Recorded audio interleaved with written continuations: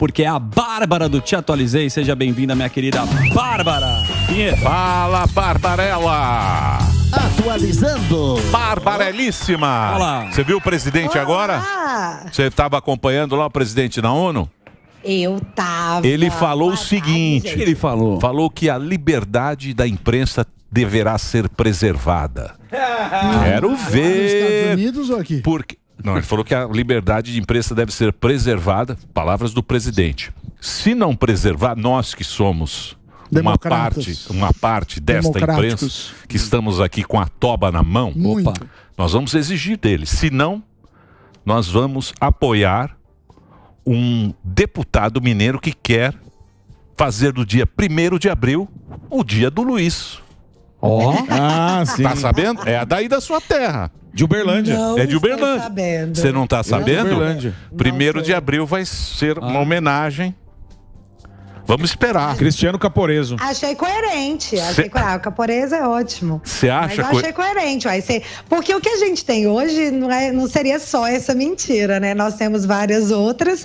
E aí a gente vai eu até separei alguns pontos aqui, porque não seria a primeira vez que ele mente a respeito de coisas que ele quer fazer. Mas, enfim, isso vai ser destrinchado na pauta. Mas vamos falar do senhor Lula na ONU, porque ele falou muitas coisas interessantes, eu achei sensacional. Foi aplaudido por muitas pessoas, menos por Zelensky, tá? Diz que o Lula foi aplaudido 5 vezes, durante 5 momentos. E nessas 5 vezes, Zelensky estava com o celular na mão, fazendo godines no fundo da sala, Fabiano. Sim. Então, assim, e é interessante que o jornalista que pegou essa cena, pegava o Lula falando e o Zelensky lá. Tipo, sério? Uma cena, no mínimo, curiosa. Ou não, né? Ou não. Mediante a tudo que foi dito, não tem curiosidade aí. Mas o Lula pula fogueira, né? Ele fala uma coisa, depois ele fala outra. Dependendo do auditório, ele age de uma maneira, né? Isso é um ponto importante a ser mencionado, porque qual era o auditório que ele teve hoje na ONU? Ele teve os Estados Unidos, porque os outros 4 membros que são permanentes, têm cadeiras permanentes na ONU, não estavam presentes. Nem o Macron se deu o trabalho de ir, tipo... não vou não. Aí quem foi? Foi só o Biden. A galera da Rússia, a China, Xi Jinping não foi. O primeiro-ministro do Reino Unido não foi. E quem estava lá era só o Biden mesmo, que por sinal, ele encontrou com o Biden essa semana, os caras trocaram uma ideia e ele anunciou hoje na ONU qual foi a ideia que ele trocou com o Biden. Mas eu vou deixar isso mais para o final, porque aí a gente já emenda no outro assunto muito importante. O que eu quero falar agora, o primeiro ponto que eu destaquei, foi um momento de aplauso que o Lula teve, foi quando ele falou sobre a igualdade entre homens e mulheres. Aí todo mundo, que lindo, maravilhoso! Só que eu fiquei me perguntando se essa galera lá da ONU tá sabendo que o Lula tá na eminência de trocar mais uma ministra por um ministro. Porque caiu Ana Moser, maravilhosa, dava pérolas maravilhosas pra gente, caiu pra dar lugar pra um homem. Branco, cis, normativo, aquelas coisas tudo que eles falam. É esse cara aí que ficou no lugar da Ana Moser. Seu Fufuca, nome maravilhoso, por sinal. E agora vai cair a ministra da Caixa. Para quê? Para dar espaço para mais um homem em nome da governabilidade. Eu não sei se o pessoal da ONU estava ciente dessa situação que está rolando no Brasil enquanto ele estava fazendo um discurso. Outra coisa que me chamou bastante atenção. Lula falando da fome. Nossa, nós vamos acabar com a fome. É um absurdo vocês aí falando de guerra enquanto a galera tá morrendo de fome. E aí eu até peguei números aqui, porque é interessante a gente tratar de números, porque ilustra. Enquanto o Lula estava na ONU falando sobre como que a gente gasta dinheiro com arma e não gasta para acabar com a fome, só essa viagenzinha do Lula para a ONU custou 7,3 milhões de reais. E aí um ponto interessante, quem estava lá? Ministros, deputados, presidente da Câmara e Senado, que são pessoas que já recebem o teto do funcionalismo público, né? Os caras ganham mais de 30 mil reais por mês. Então, eles estão entre os 1% mais ricos do Brasil. Mas, mesmo assim, eles não pagaram as suas próprias despesas. Esses 7,3 milhões gastos pelo Lula para ir lá na ONU falar que precisamos acabar com a fome, foi pago pelos pobres. Mas ele leva essa turma para aplaudir ele. Se você pegar quem aplaude... É o cara que puxa a bola pro público. Lógico, é o cara que puxa ele a palma. Chama o Bola para dar risada. O Bola. É bom. Tem que chamar gente boa. Eu fico pensando, cadê a galerinha para poder ir lá falar, opa, senhor Lula, o senhor quer acabar com a fome gastando 400 milhões num jatinho de um sheik? Porque o Lula pode ter uns padrões diferentes sobre pobreza, já que ele disse há 10 dias atrás, eu não acreditei no que eu estava ouvindo, que ele não se sentia frustrado por ser pobre. O Lula tem quase 8 milhões em patrimônio. Aí eu fiquei pensando assim... Cara, o que será que ele pensa por pobres? Né? Que ele estava criticando. A galera que tem os iates lá na tragédia da Líbia. E enquanto ele está falando isso na ONU, ele está querendo comprar um jatinho de um sheik, um avião de um sheik de 400 milhões de reais e pregando que nós precisamos acabar com a fome. Então, assim, não faz sentido. Isso só mostra que o papel... O que foi escrito, o discurso que foi escrito para o Lula dizer, aceita qualquer coisa. A realidade é muito diferente. Mas essa incoerência não pertence só ao Lula, né? É a incoerência da política, né? E cada vez mais as pessoas estão percebendo que a política nada mais é do que um belo discurso prometendo um futuro que nunca chegará. Sim. Então chegamos a esse ponto, né? O discurso é bonito, a entrega é péssima. O discurso é bonito, mas não tem entrega. É a mesma coisa esse negócio do woke aí e tal. Sim. O próprio Lula não acredita nisso. O Lula não é do... Não é da lacração, é outra coisa. Ele pegou isso aí, que ele pegou do PSOL, que o PSOL que é o... Progressista. Lembra até do progressista, meu amor. Não, Lula pegou isso aí, mas também ele não é dessa. Lembra até do discurso que ele fez sobre o banheiro lá de trânsito? Ele não é dessa. Não é o pensamento. Não é o pensamento dele. Não é. Mas para a ONU, hoje, ele levou a pauta identitária. Ele deixou claro que a pauta identitária é prioridade no Brasil. Mas quem que tava... Ele abriu o discurso falando sobre isso. Mas não Quem tava lá? O Biden, então, que é um cara que abraça a agenda woke. É isso aí. Era o único dos membros de segurança de cadeira permanente na ONU que estava lá. E aí, eis um ponto, que ele citou o Biden. Ele disse, troquei uma ideia com o Biden, nós estamos comprometidos aí para fazer, tipo, uma mudança global sobre... os trabalhadores de aplicativo. Ô, Bárbara, mas você não acha que cada país que o Lula vai, ele não faz um discurso diferente? Que nem ele hoje falando com o Biden. Putz, o Biden tava dormindo, não tava nem ouvindo o que ele tava falando. Faz tempo que ele tá dormindo. Então, Sleep Biden. Ele passou, com certeza que ele passou em Cuba, falou mal do Biden. Aí chegou aí pro Biden e falou mal de Cuba. E por aí vai. Cara, eu não tenho certeza disso não, porque na declaração dele na ONU, ele xingou todo mundo, culpou todo mundo pelo embargo a Cuba, de bater mãozinha na mesa, tipo, olha que absurdo vocês estão fazendo com Cuba, isso não vai resolver os problemas de Cuba. E os Estados Unidos foi o mentor intelectual e o primeiro a aplicar o embargo de Cuba. O que eu vejo dessa situação do Lula com o Biden, o Lula não, de coração com coração não cola. Mas o Biden, ele foi tragado pela agenda woke que está em baixa nos Estados Unidos. E ano que vem é ano de quê? Ano de eleições. Sim. Então, na verdade, não se trata mais do Lula querer ir atrás do Biden por achar que precisa do Biden. Porque a gente trocou os Estados Unidos pela China e pela Rússia. É isso que o BRICS está fazendo. O BRICS está dizendo o seguinte, pega seus dólares e vai, só vai. Porque eu não preciso mais de você. Então, mas o Biden hoje precisa do Lula. O discurso da Amazônia, a Amazônia é o pulmão do mundo, isso foi, é claro, pauta no discurso da ONU, mas eu vejo hoje o Biden, que está em baixa nos Estados Unidos, até as pesquisas mais ideológicas dos Estados Unidos estão mostrando a diferença entre o Trump e o Biden, até com o Ron DeSantis, até que não muito, mas do Trump para o Biden é muito grande. E aí, nessa virada que o mundo dá, e que eu acho legítimo, porque eu acredito que poder é alternância. Então, assim, vem direita, depois vem a esquerda, e você fala, não, deu ruim, vamos voltar. Aí depois fala, não, pera, não gostei, e troca de novo. Cria-se uma confusão no meio do avanço das pautas que cada governo tem, mas ali você determina que não há um autoritarismo ideológico político, coisa que não acontece em Cuba, que Lula foi na ONU para defender. Sim, e em Cuba ele vende aquele negócio como o painho dos países pobres, né? Empresta o dinheiro do BNDES, que eles já estão devendo, daí a gente sabe por onde vai. Estou dizendo o discurso.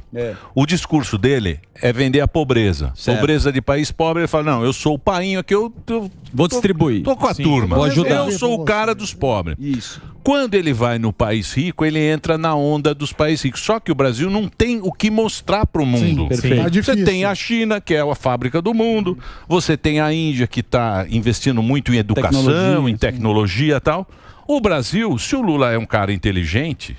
Tinha que mostrar o agro. Ele mostrar o agro. Mas não vai falar. Ele mostrar o agro. O agro é malvadão. Eu tenho o melhor... malvado, Eu a sei. soja, o minério de ferro. Mas esse é que é o erro. Ele fala, não, eu tenho agro no Brasil, eu posso alimentar o mundo inteiro, temos um agro maravilhoso. Ele se coloca no mundo de algum jeito. Só que ele vai ficar pulando a fogueira de um lado para o outro. E ninguém compra mais também, porque esse discurso a gente já viu. O que aconteceu, inclusive, com o Zelensky.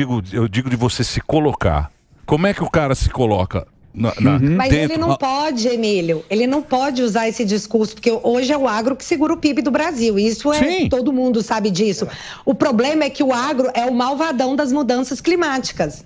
Exato. E o Lula, ele defende essa pauta climática. Se ele chega lá e defende o agro, ele não pode mais defender a pauta da mudança climática, porque ele tá lá assim, galera... A agropecuária, principalmente, é a malvadona do negócio. As vacas estão peidando demais. Porque, gente, isso é ridículo, mas isso é dito. O gás que as vacas soltam está prejudicando o nosso oxigênio. Isso é dito, isso é real. Parece meme, mas é real. E aí, como é que ele vai chegar na ONU e falar o Brasil está bombando devido ao agro, estamos alimentando o mundo? Mas você tem que entender que isso aí é só discurso. Por exemplo, a França tem a Guiana Francesa. Lá vão perfurar lá para tirar o petróleo.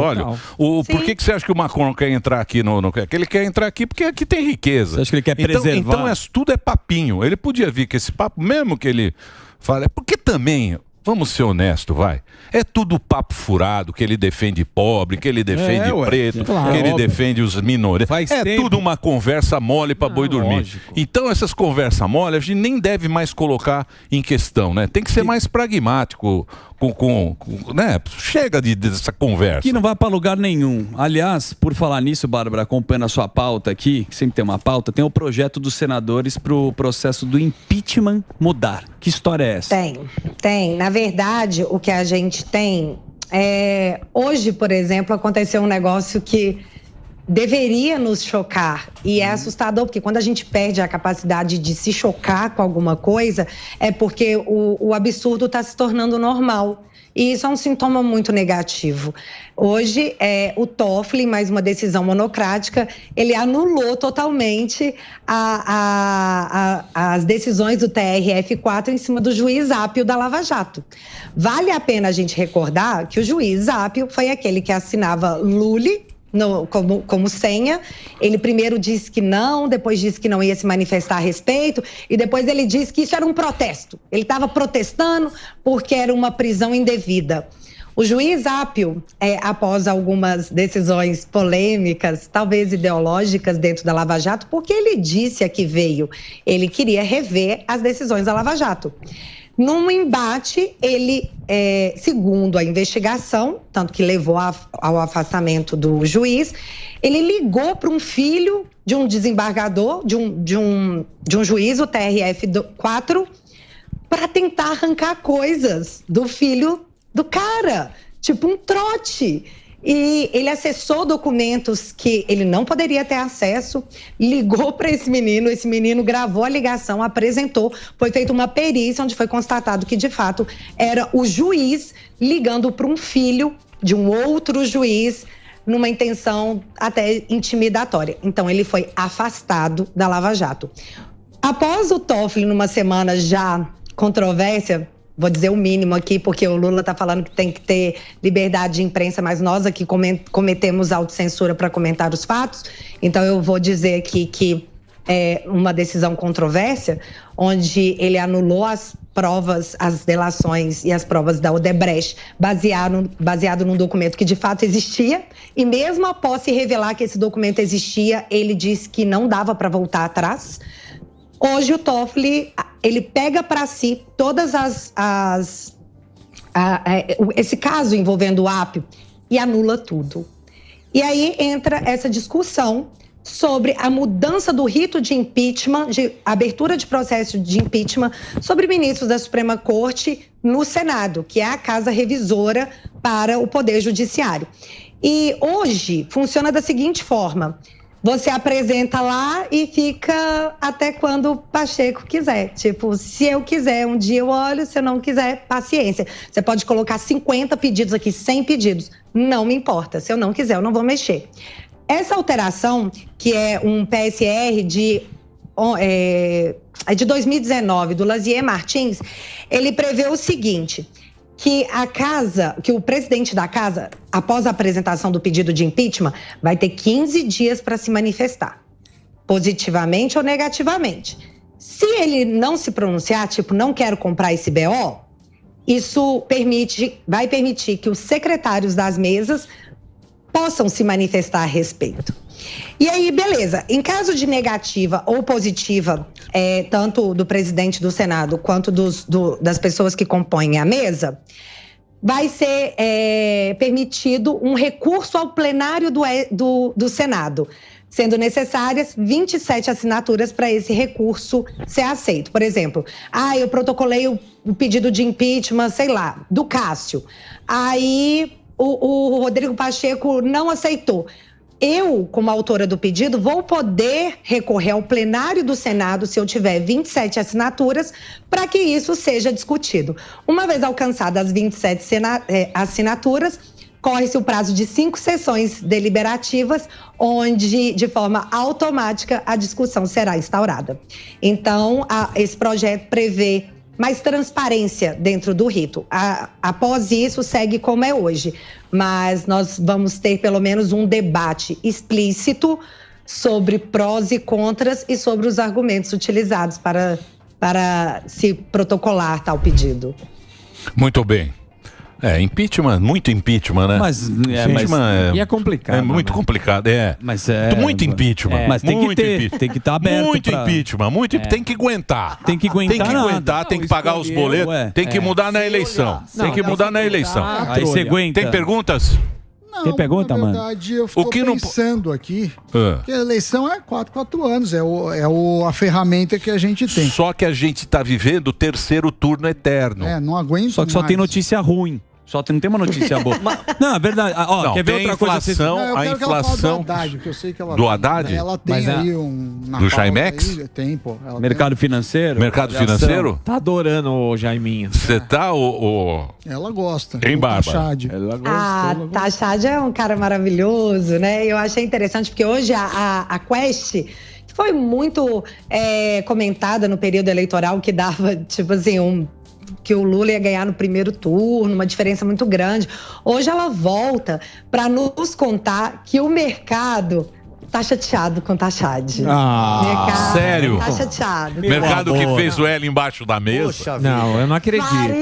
Faria Limer está chateada. E assim, a explicação é muito mais simples do que se pensa. A Faria Lima chegou à conclusão, e aqui quando eu digo Faria Lima, eu tô querendo englobar todo o mercado, é mais uma referência.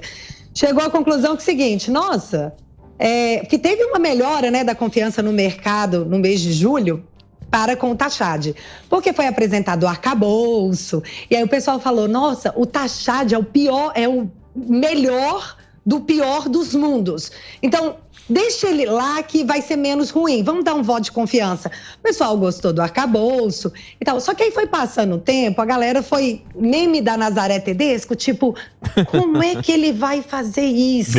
Aí eles chegaram à conclusão que o papel aceita qualquer coisa. Hoje, a visão do mercado para 95% do mercado é de que o déficit zero prometido para 2024 não será cumprido.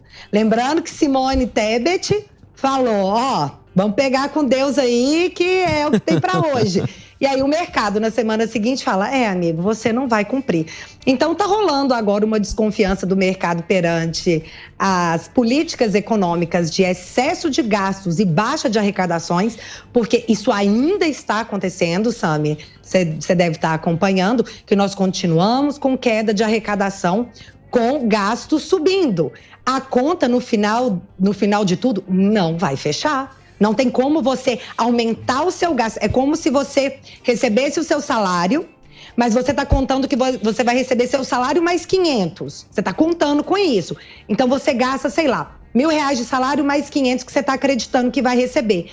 Só que aí você teve uma diminuição no seu pagamento. Em vez de receber 1.000, você recebeu 900, mas você gastou 1.500. Você vai empurrando isso com a barriga no cartão de crédito até uma hora que a bomba estoura. Muito bem. Eu tenho que fazer um break, Dedê? Para a rede? Só para a rede. Só para a rede? Você aceita? Você aceita um breakzinho? E a nossa audiência querida? Bombando. Nossa audiência aceita? Opa. Eu não queria, mas eles me obrigam. Eu tenho que fazer. Então vou fazer para Reginaldo. Sim. Reginaldo, vamos fazer um break para a rede de rádio. A gente continua nas plataformas, continua na TV por assinatura, continua nas plataformas digitais. A nossa grande rede de rádio agora vai receber o anúncio dos nossos patrocinadores. Por favor, Reginaldo. Muito bem. O fuzil herói do Brasil, você tem pergunta do boleto? Uma dúvida. Você sabe quanto ele precisa, né? 250 bi para zerar a bagaça. 200... Eu disse 250 bilhões para zerar a bagaça. Não vai pagar. Dúvida. Pode ficar tranquilo, não consegue. Não consegue. O gasto não vai abaixar. Mas a gente... É lógico que eu torço pro Brasil. Claro, Sim. Tá no barco. Tá difícil. Tá no barco. Vou torcer pro Brasil sempre. Mas... o Ibis, eu torço também. Não, você torce, mas sabe que o time tá jogando. Tá no barco. O time tá jogando muito mal. Mas é o seguinte, são 250 bi. A única coisa que eu tenho quando eu penso nisso, que o Brasil, pro Brasil ir para frente, dor de cabeça, é que eles erram muito as previsões. Exato. Então essas previsões a gente não deve... Viu, minha querida, te atualizei. Eles erram isso demais. A Lene é sensitiva. Tomara que esteja errada essa previsão. Dúvida, é justamente nessa dúvida, porque a gente tá vendo a máquina sendo usada, obviamente, desenfreada, e é emenda, e é acordo, e faz amizade aqui, faz amizade ali, vamos viajar. A pergunta que eu te faço, mestra, até quando nós vamos...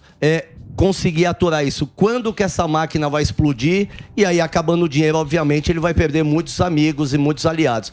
Até quando a gente suporta isso que está acontecendo? Interrogação. Ei, Fuzil, inclusive, estava vendo você agora, assim, se você ainda estiver recebendo boleto para pagar, eu tenho uns aqui. Já acabou. Eu paguei o do rapaz. Pago da barba. Não, Deus lhe pague, Fuzil. Eu acredito o seguinte, nós temos um histórico recente que é fácil abrir a comparação de até onde podemos aguentar. Nós estamos assistindo mais uma vez, tivemos um anúncio aqui, só para a galera entender, para ficar bem simples. De forma populista, para dizer que, olha, vocês não mandam na gente, o governo anunciou a saída do Brasil... na cobrança do PPI, que é a paridade do preço internacional do petróleo. Sim. Porque o petróleo é nosso, então eu vou cobrar o que eu quiser aqui. Então, a Petrobras começou mais uma vez a ser sangrada. Eu acho que a gente até já comentou isso aqui, que a Petrobras... os caras não podem quebrar a Petrobras no primeiro ano de governo. Então, a gente está assistindo um aumento semanal do diesel e da gasolina. Mas ela ainda está em defasagem. Hoje foi anunciado que o barril de petróleo bateu $95. É a maior alta do ano, eu acho. E isso é muito ruim, porque se o petróleo está aumentando, significa que a Petrobras não vai conseguir manter os preços que ela está mantendo sem reajustar, sem criar um grande problema dentro da estatal. E eu frisei isso só para a gente poder voltar para 2014, que foi o início, talvez o começo da descoberta da contabilidade criativa, porque foi isso que a Dilma II fez. ela foi retendo, colocando números para tentar agradar o mercado. Só que tem coisas que você não consegue segurar. Se você for quebrar uma estatal, isso vai ser repercussão nacional. E é só a questão da primeira aparecer. Quando a primeira aparecer, o resto vai em cadeia. E nós temos também um outro problema, eu não sei como, mas informações privilegiadas de inquéritos sigilosos vazam o tempo todo no Brasil e ninguém se importa. Então também não vou me importar, vou só comentar com vocês que a mídia noticiou que novas operações da Polícia Federal serão realizadas em breve para investigar o gasto de emendas parlamentares, que foi despejado nos últimos 8 meses. Então, essa série de escândalos, você consegue segurar até um ponto, mas chega um momento que ela fica insustentável. Para mim, no meu ponto de vista, o que vai romper as barreiras vai ser a Petrobras, tanto com o aumento da gasolina para não quebrar, ou entrando em prejuízo bilionário para poder manter o populismo. Mas a demanda é populista, né? Isso é que é a demanda é populista demais. No mundo. Porque o povo não acredita mais na política. Aí vem um outsider, o cara fala... Já não acredita mais, porque é só promessa que vem, promessa que vai resolver. Pega lá, mesmo na ONU, pô. Você viu lá o Guterres falando, fala até 1 bilhão e 700 mil pobres, mesma conversinha. Não emociona. A mesma conversa de sempre. Aí feliz, quando vem um cara meio que falando de um jeito simples, que vai resolver o problema, você começa a acreditar nele. Esse é que é o negócio. Mas o cara entra e não você consegue vê o Brasil 61% triste. Putz, mais eu faço parte desse 61 de maneira alguma. Tempo. Uhul! Estou feliz. Uhul! Animadíssimo. É isso, Bárbara. Você também não faz parte. 61% triste. Desacreditando. Isso é ruim. Eu vou ser despejado, mas estou feliz. Isso é ruim, mas na verdade, esses fatores vão se refletindo através da insegurança. Nós estamos nos sentindo inseguros. Então, um povo inseguro não gasta. Você não sabe o que vai acontecer amanhã. Então, você pega seu dinheirinho, coloca debaixo do travesseiro e fala, na pior das hipóteses, eu tenho isso aqui guardado. E aí, quando você se sente assim, você trava a economia do Brasil. Então, você não pode dizer que as pessoas estão erradas de fazer e sai gastando. Porque eu não entendo mesmo qual é o tipo de incentivo que se quer dar para o pobre. Uma coisa que me deixou tipo, não, cara, eu vou ser triste sim, vou ser triste, é que a galera que recebe Bolsa Família foi proibida de usar o benefício para pegar empréstimo consignado, por exemplo, para reformar sua casa. Mas agora a galera que recebe o Bolsa Família vai poder usar o benefício para fazer apostas online. Aí eu fico, cara, não dá. Eu vou ser triste sim, Emílio. Não dá. Você quer ver outra coisa absurda, por exemplo? Porque a gente fala, né? Você está desanimado e tal, mas não é. É que você vê umas coisas muito incoerentes. Por exemplo, o governo gastou 1,5 bilhão no negócio dos carros. Lembra lá o negócio dos carros? Que foi carro? 1,5 bilhão. 1,5 bilhão. Eles pegaram 1,5 bilhão do dinheiro que podia ter do nosso e deram lá para os carros. Não funcionou nada. Em um mês os caras mudaram de ideia. Não adiantou nada. Já voltou o problema. Os chineses vieram para cá com um carro mais barato, todo mundo baixou o preço. Muito mais. O que o governo fez agora? Vai taxar os carros elétricos que os chineses trouxeram, vai aumentando. O que vai acontecer? Que vai acontecer? A turma vaza, porque vamos ter que... ou a turma vaza, ou o consumidor vai ter que pagar mais caro. O cara que estava querendo investir... Quer ver outro exemplo? Qual é o sentido de taxar o carro elétrico, Sami? Sentido de taxar o carro elétrico... Se aqui não produz. Explica. Então, o sentido de taxar o carro elétrico é você aumentar a arrecadação. Lógico, arrecadação. Só que aí o que... Pra pagar a carreta furacão, pô! Exatamente. Então, aí qual que é a lógica? Eu, como economista liberal, meu amor, gostaria que assim, você taxa o carro elétrico e compensa cobrando menos imposto em outra coisa. Mas a gente sabe que, infelizmente, não é isso que vai acontecer. Vai ser taxa a mais para aumentar o gasto. Então, a gente vive um túnel sem saída. Porque enquanto não diminuir o gasto, é um saco sem fundo, Emílio. Não acaba. Porque a carreta vai. O governo quer ser sempre maior, quer sempre se meter mais na vida das pessoas e a gente não tem uma volta para a realidade. Mas o Congresso deu bênção nisso aí, Sami. O Congresso abençoou tudo isso aí. Então, assim, uma coisa é você propor uma ideia ruim, A outra coisa é você pegar os nossos representantes legais e falar, não, que ideia boa, vamos fazer. Foi o que aconteceu, o Congresso deu aval para isso aí. Ô, Bárbara, agora falando, o Zuckerman falou em vazar, eu lembrei do caso aqui do Uber. O Uber falou que não vai pagar a multa de 1 bilhão e vai até esgotar os recursos aí. Eu queria saber a sua opinião, porque, mais uma vez, é só do nosso, velho. Porque o discurso sempre é aquele discurso bonito, né? Não, a gente tem que ver os trabalhadores. Só que assim, os trabalhadores, eles não estão afim disso daí. Eles sabem que pode acontecer da Uber pegar o boné e vazar. E outra, a gente sabe que vários trabalhadores também utilizam o Uber quando necessita, porque é muito mais barato que pegar um táxi, né? Então, eu queria saber a sua opinião aí. Mais uma aí do governo do amor ou estão ajudando mesmo os trabalhadores? Morgado, muito amor e muito imposto, porque assim, você pensa assim, caramba, que ideia ruim, né? Aí depois você fala, meu Deus, os caras vão conseguir piorar o negócio. Porque teve isso, né? A multa de 1 bilhão e mais a determinação de se contratar todos os profissionais de aplicativo. Então você pensa assim, cara, que ideia ruim. E aí eles vêm com uma ideia pior, que vai vir através de um projeto de lei. Eu fiquei horrorizada com isso aí e eu até separei aqui que dá para explicar de forma bem tranquila. Todo mundo vai entender o que está dentro desse projeto de lei que vai ser apresentado pelo governo para a galera do Congresso, que costuma validar ideias muito ruins. Então vamos ficar de olho. O projeto de lei, ele vai dizer o seguinte, um trabalhador, um motorista da Uber, ele vai ter que ganhar por hora R$30.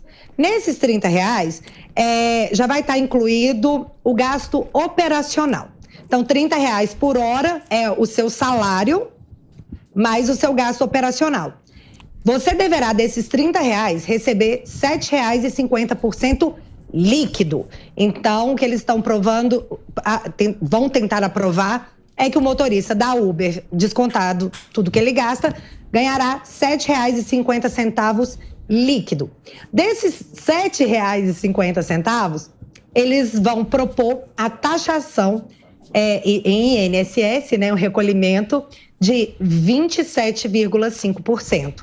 Então, como que ficaria?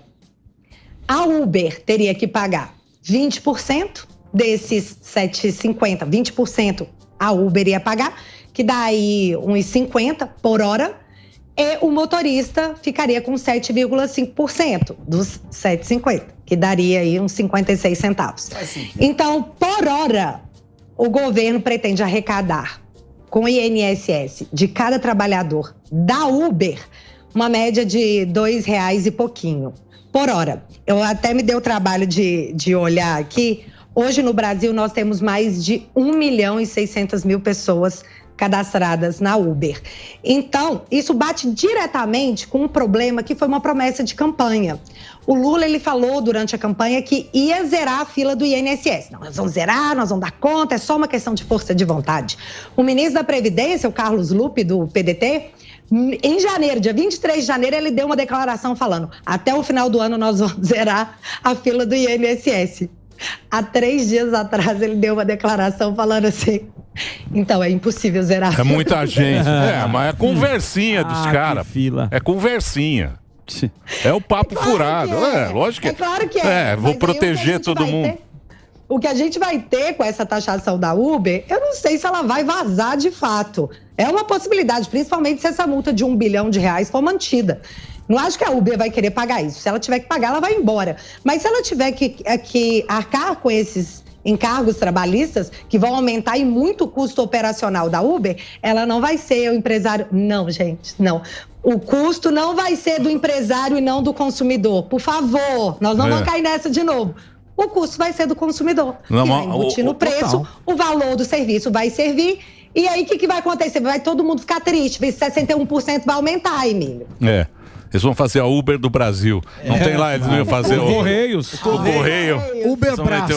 Uberbraço. Se for entregar Uber o cliente Barba. igual os pacotes, eles vão levar chutando a pessoa. Se não me engano. Vai ter concurso público, vai ser lindo. Na Espanha acho que não tem Uber, né? Lá também. Tem país que expulsou. Tem país que Israel, por exemplo. Que não quer Coreia do Norte acho que também. Não, tem, mas é mais ou menos. É um atraso, né? É mais um atraso que a gente vai conviver. É isso? Não, mas não só o atraso, né? Eu penso na quantidade de desemprego que pode aumentar, porque, como eu disse, mais de 1.600.000 pessoas são cadastradas e tem dali o seu ganha-pão. Seria uma tragédia a gente perder essa força de trabalho e essa arrecadação que sustenta muitas famílias. Então, mas isso aí foi assinado por um juiz de São Paulo. Sim. Não é nada que possa acontecer. Mas são as distorções. Então, mas são as distorções. São as distorções que a gente está vendo no judiciário. Agora, cada esquina tem um ayatolá. Eu assino aqui, cada esquina do Brasil tem um ayatolá assinando. Eu resolvi isso aqui.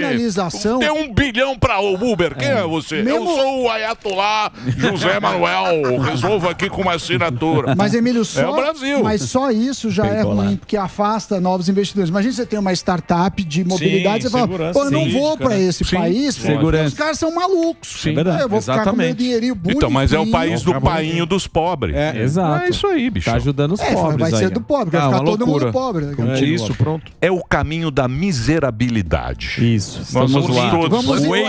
Vamos igualar a miserabilidade para todos. Está no caminho cortando. Miserabilidade para todos. Pode ficar tranquilo. Pobreza gourmet. Sempre com um sorriso no rosto. Exatamente. É isso? Tem mais? É isso, Bárbara? E como é que está você? Como é que está isso? Teve lá o negócio aí dos conservadores e tal. Teve o evento do IFL. Em Minas, né? Foi em Minas. Em Minas, teve sim, foi muito bacana. Léo Lins estava lá. Falei assim, Léo Lins, posta aí esse meme aí de um ministro da STF? Era um meme mesmo, ele. Não faço piada mais não, esse negócio é muito perigoso, é muito criminoso.